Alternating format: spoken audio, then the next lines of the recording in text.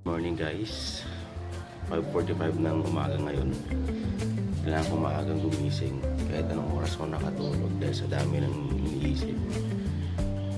Kailangan ko maghanap ng quality na karne at yung karne na makukuha ko ng mura para paano hindi ko siya kailangan ibenta ng mahal. Affordable pa rin kasi kung tukuha ko ng mahal na karne, mapipilitan ako magbenta ng mahal din kasi nga mahal o malaki yung pinuhunan ko. So let's go.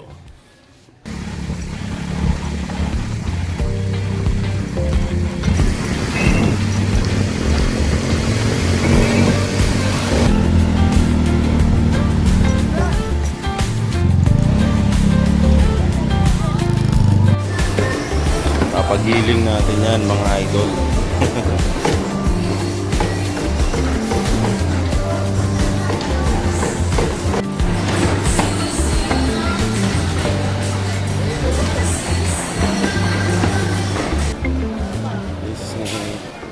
So ayun na nga guys, nakabili naman ako ng medyo murang karne na quality.